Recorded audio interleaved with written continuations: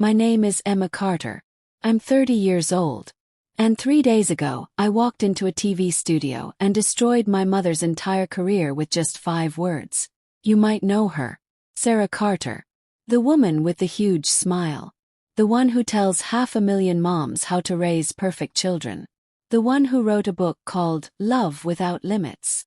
But here's the secret she never told anyone. She has 3 daughters, not 2. I'm the one she pretends doesn't exist.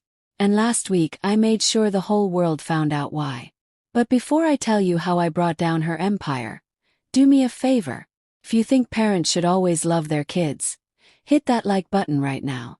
And tell me in the comments, have you ever felt invisible in your own family?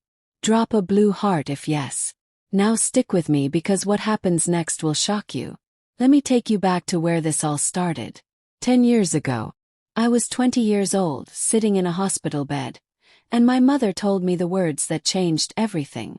Emma, you're just too difficult to love. I had just woken up from surgery. My appendix had burst. I was alone and scared. Called Mom 7 times. She didn't answer. Not once. Know where she was. At the park, filming a video called How to Always Be There for Your Kids. When she finally showed up 12 hours later, she didn't hug me. Didn't ask if I was okay. She looked at me lying in that bed and said, "Why do you always make things so hard?" That was the last time I saw her face. Until 3 days ago. See, after that hospital visit, something broke inside me. I moved to a different city. Changed my phone number. Started a new life. Became a teacher. Made real friends. Built a life where Sarah Carter didn't exist. For 10 whole years, I didn't look at her blog. Didn't check her social media. I erased her the same way she erased me. Then 2 months ago, I got a message that changed everything. I was at school, teaching my 2nd graders about kindness, when my phone buzzed. Unknown number. The message said, "Hi Emma. My name is Rachel Moore. I'm a journalist. I need to talk to you about your mother, Sarah Carter. I found your birth certificate. You're her oldest daughter. But she tells everyone she only has 2 kids. Why?" My hands started shaking. I deleted the message. Blocked the number. Tried to forget about it. But that night I couldn't sleep. I did something I promised myself I'd never do. I searched my mother's name. There she was. Bigger than ever. Book deals. TV appearances. 1 million followers now. Not just 500,000. Every post was about her amazing daughters. Jessica and Lily. My sisters. The ones she kept. I scrolled through hundreds of photos. Birthday parties. Christmas mornings. Graduation days. Jessica and Lily were in every single one. Smiling. Happy. Loved. I wasn't in any of them. It was like I never existed. I cried for 3 hours that night. Not because I was sad. Because I was angry. Angrier than I'd ever been in my entire life. The next morning, I unblocked Rachel's number and called her back. "Tell me everything you know," I said. Rachel met me at a coffee shop the next day. She was young, maybe 25, with short brown hair and serious eyes. "Emma," she said, sliding a folder across the table. "I've been investigating parenting influencers who lie to their audience. Your mother is at the top of my list." She opened the folder. Inside were documents. Old school records with my name. Medical files. A newspaper clipping from when I was 7, winning a spelling bee. Mom was in the photo, smiling, her arm around me. "I found 12 different records that prove you exist," Rachel said. "But Sarah acts like you don't. That's not just cruel. It's fraud. She's selling a lie to millions of people." I stared at those papers. Proof that I was real. Proof that I mattered. "What do you need from me?" "Yes." "The truth," Rachel said. "And any evidence you have." I thought about the box under my bed.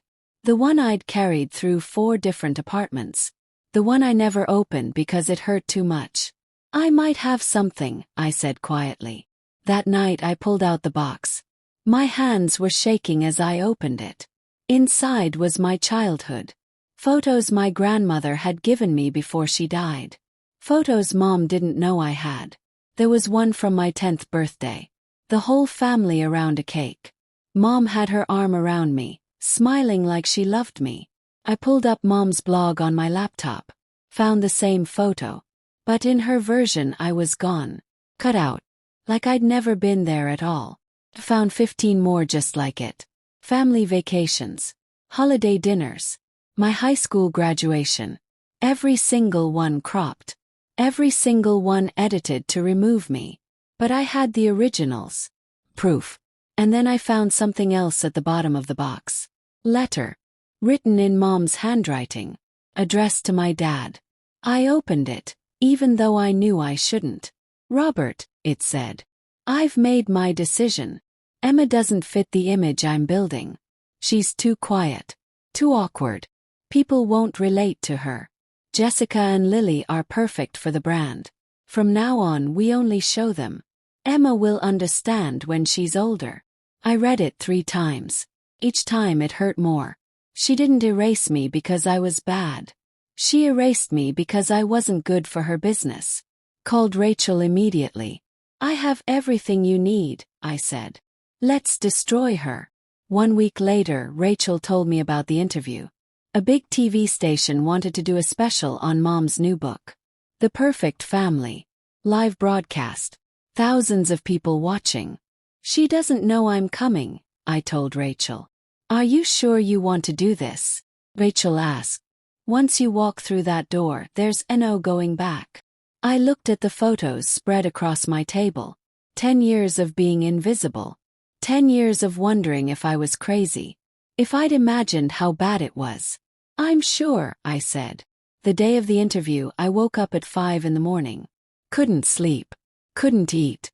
Just sat in my apartment, staring at the folder in my hands. My phone buzzed. It was Lily, my younger sister. We'd reconnected 6 months ago in secret. Emma, her text said. Are you really doing this? Yes, I typed back. Good, she wrote. Mom needs to answer for what she did. I'm proud of you, big sister. I cried reading that message. Happy tears this time. At noon I walked into that TV studio. I wore a simple blue dress. Hair pulled back. No makeup except lipstick. I wanted to look normal. Real. The security guard stopped me at the door. Name, he asked. Emma Carter, I said. I'm Sarah Carter's daughter. His eyes went wide. He checked his list. You're not on here. I know, I said calmly. But I need to be. He called someone. 2 minutes later, a producer ran down the hallway. Are you really Sarah's daughter? She asked out of breath. Yes, I said. And I have proof she's been lying to everyone. The producer's eyes lit up. Come with me. Right now. They put me in a small room with a TV screen. I could see Mom on the monitor, sitting on a fancy couch, laughing with the host.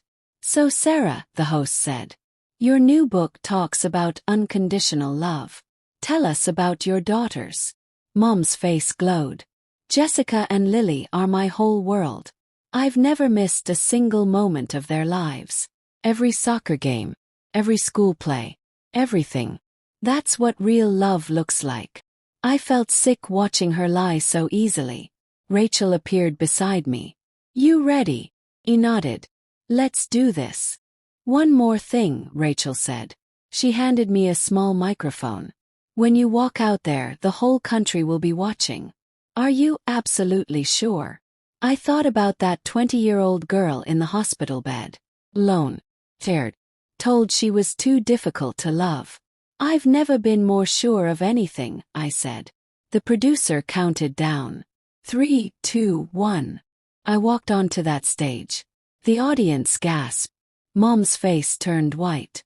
My sisters, sitting beside her, looked confused. Sorry to interrupt, I said, my voice steady. But I think Sarah forgot to mention her oldest daughter. Me. Emma. Complete silence.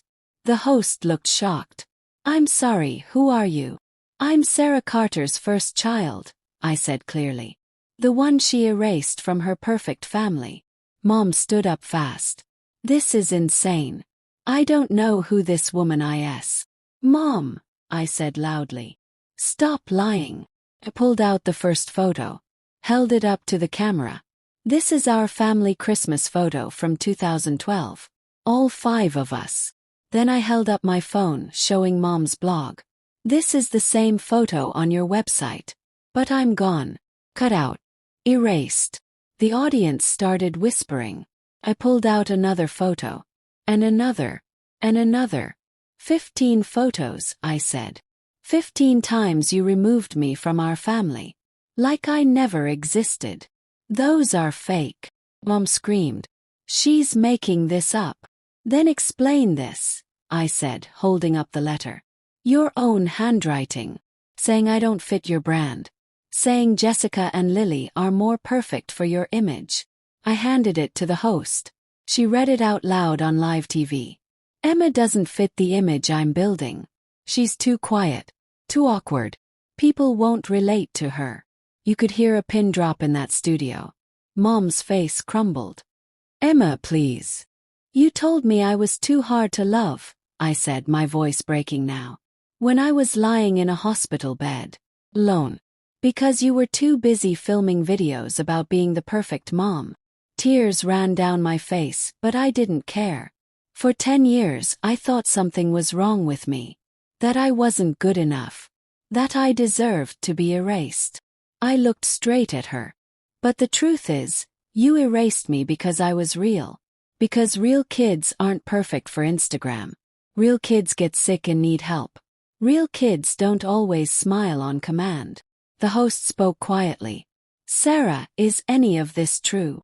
Mom opened her mouth. Closed it. Opened it again. She whispered. I made mistakes. But I never stopped loving. Don't you dare say you loved me, I said. You don't erase people you love. You don't cut them out of photos. You don't tell them they're too difficult. I turned to the camera.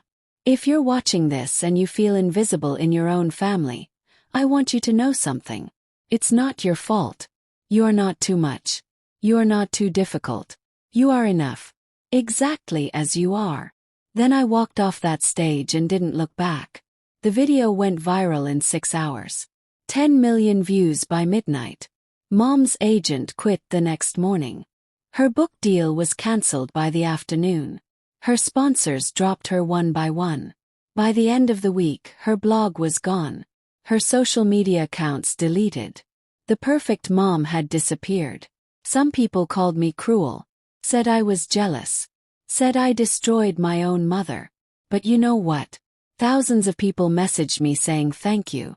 Saying I gave them the courage to speak up about their own families. Saying I made them feel seen for the first time. And my sisters, Jessica and Lily, both called me that night. We're so sorry, Jessica cried. We didn't know. We thought you just moved away.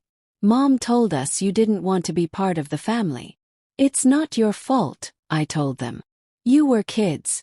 She lied to you too. Now we talk every single day. My real family. The sisters I thought I'd lost forever. As for Mom, I heard she's living with my aunt now. No more fame. No more followers. No more lies. And me. I'm still a teacher. Still living my quiet life. But now I don't feel invisible anymore. I exist. I matter. And nobody can ever erase me again. If this story made you feel something, smash that like button. If you've ever been told you're too much or too difficult, drop a comment saying, I am enough. And if you want more stories like this, follow Sister Sephora for more truth. Remember, you are not too hard to love. The right people will love you exactly as you are. Never let anyone make you feel invisible. This is Emma Carter signing off. And I'm never disappearing again.